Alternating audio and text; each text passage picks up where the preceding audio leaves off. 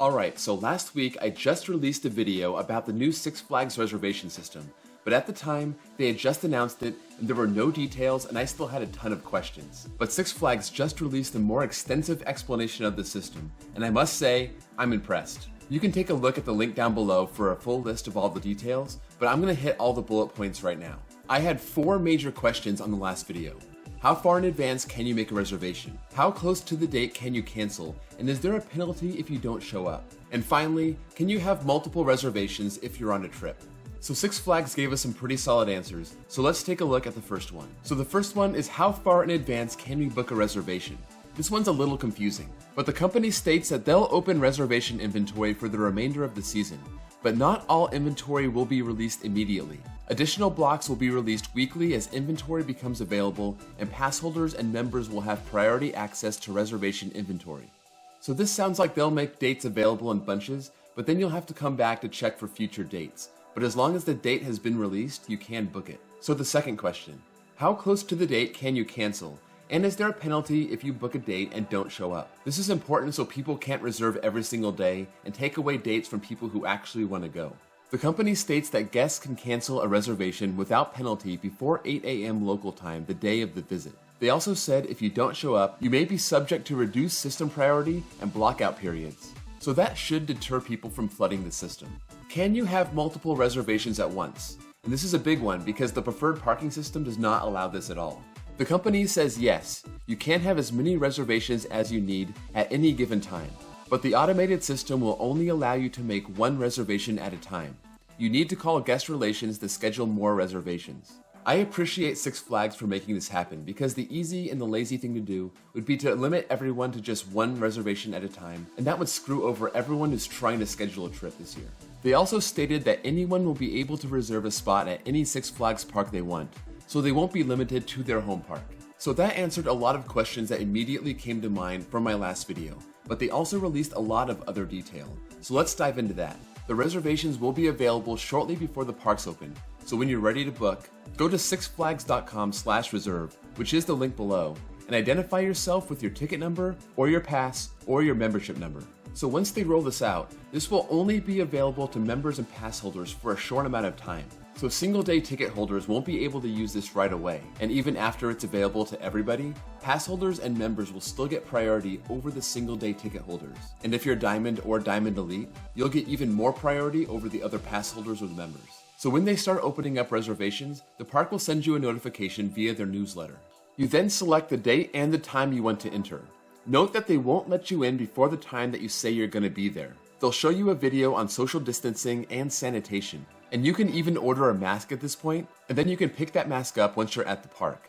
The company will email or text you the day before your visit to confirm that you still want to go. It sounds like that you can specify the time that you want to arrive at the park, so if you want to be there at opening, put that in the reservation. If you're late, they may delay you from getting into the park depending on how many others are trying to get in at their scheduled time, but they will let you in. And like I said, if you're early, they may want you to wait into the parking lot until it's your time to enter. Speaking of the parking lot, any guest who does not have prepaid parking loaded onto their pass or their membership and plans on using the parking lot will have to pay for parking before their visit. It sounds like they're trying to eliminate the interaction at the parking booths, where guests and employees exchange cash or credit cards. And if everyone is prepaid or has a pass, then they can just scan it and not have to touch anything. Another important point is how long you can stay in the park once you're in, and there are no restrictions on this. Once you're in, you can stay till close. Every single guest that comes into the park will need a reservation. If you come to the park and you don't have a reservation, they could do it for you right there on the spot if there's still space available. But obviously, they are outright telling people not to come in unless they have a reservation. If you want to make a reservation for a day that's full, you can join a waitlist and hope for people to cancel. Diamond and Diamond Elite members are the highest priority on the waitlist. And then after that, then it's other members and pass holders. And then last but not least, then you have your single-day ticket holders.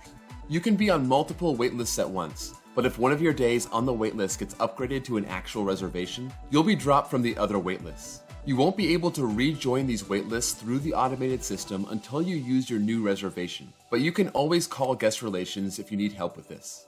If you're traveling with a group, you can make a reservation for your entire party at once. So if one person in your party has Diamond Elite, you can use that one to book the reservation and then add the other passes or tickets to that reservation. The site doesn't say this, but that's what I'm guessing, and that would be the smartest thing to do to get the highest priority. And finally, you cannot transfer your reservation to another guest.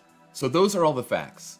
When Six Flags first announced this, I was pretty nervous because I wasn't sure exactly how they'd handle it, but this is pretty guest friendly and about as convenient as it can get. They're going to be very accommodating and fair to everybody while still giving priority to its members and pass holders, even though they'd be making more money by selling more single-day tickets. I talked about all the Six Flags parks that I want to go to this year, and as long as I have a solid date in mind for the days I'll be there, I can call guest relations and have those booked. They don't say what percentage of capacity they'll be letting in, but even if they did know, they probably don't want to make that known. So a few other announcements. Obviously, Hollywood Nights and Keys of the Kingdom have been postponed. These were supposed to happen in late May, but may be pushed into August. Holiday World already indicated that they want to open in mid-June. I also want to share the Brick Paver campaign that Indiana Beach is doing for their grand reopening. This park announced their closure back in February, but were able to find a buyer, and they're planning on reopening as early as the last week of June. You can help support the park by buying a brick with a custom engraving that will be installed at the park, and they'll use those proceeds to help renovate the park. The brick is $75. If you can make it out to the park, you can upgrade to the VIP package for $169. That includes the brick, plus 2 tickets to the VIP event that they want to take place on Friday, June 26th, though they can't guarantee that date yet given the circumstances. There aren't many tickets available, but I just got mine. This gets 2 people into the park to see it before anybody else, the rides will be open, there'll be live entertainment, and a bunch of other stuff on that preview day. If you want a duplicate of the brick that you're buying for the park, you can get one for $30 and take it home. All of us wanted Indiana Beach to get saved, and we got our wish. But now it's time to support the park with its new owner so it can stay alive and come back better than ever. If you're interested in buying a brick or coming to the VIP event, the link is down below. So that's it for now. Leave your comments down below about the Six Flags reservation system, and if you like it, or you're still concerned about it, or you still have questions. Thank you all for watching, and I'll see you all next time.